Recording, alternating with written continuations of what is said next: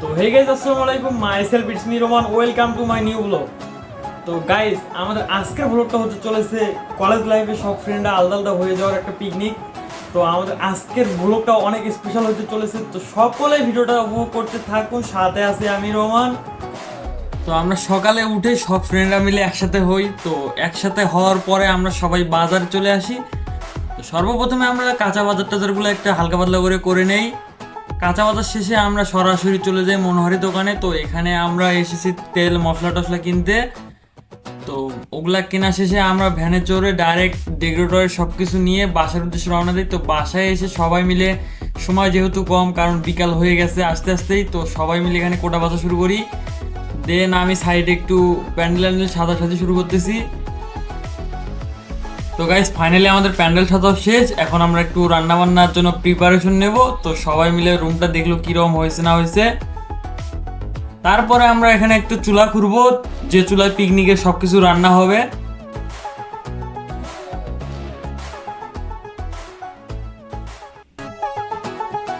তো দেখতেই পাচ্তেছেন আমরা এখন চুলা করা শেষে রুমে আরেকবার আসলাম, আরেকটু কোটা বাসা ছিল। তো তারপর সবকিছু এখানে নিয়ে এসে রান্নার জন্য ফুল প্রিপারেশন নেওয়া হচ্ছে।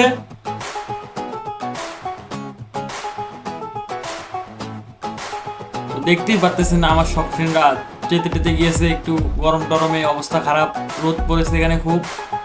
তো গাইস, তারপর চুলা শেষে আমাদের রসুন দাদা চুলা খুঁড়তেছে অনেক কষ্ট করে।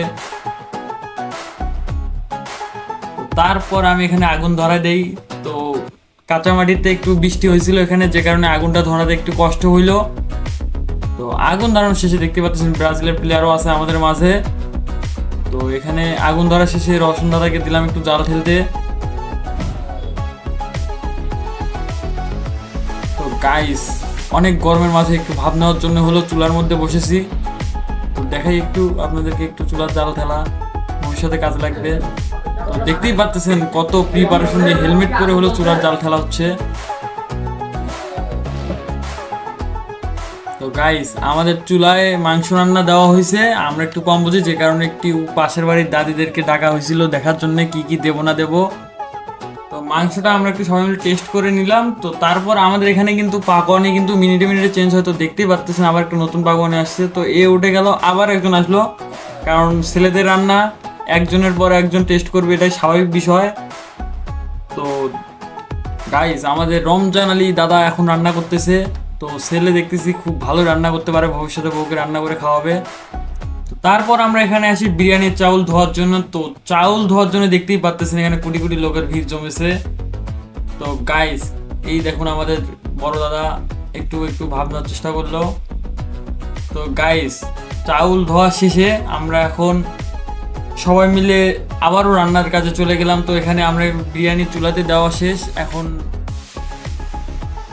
তো চুলায় রান্না হচ্ছে, আমরা একটু মিটিং টিটিং করে নিলাম। তো মিটিং করা শেষে আমরা সরাসরি চলে আসি সবাই মিলে পুকুরে। তো দেখতেই পারতেছেন সবাই কাপড় চোপড় খোলাখুলি শুরু করেছে, এক একজনের বডি দেখে মাথায় নষ্ট।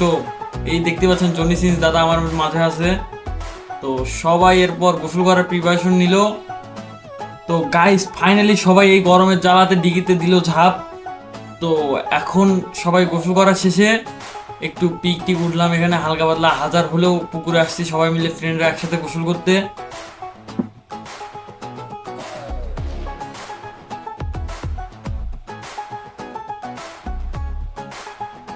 তো গাইস, এখানে হালকা পাতলা একটু রেস্ট খেললাম, সাঁতার রেস।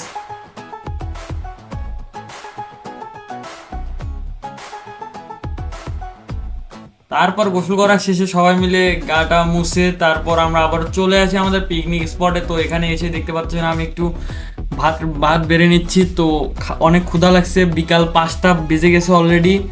তো সবাই মিলে খাইতে বসলাম।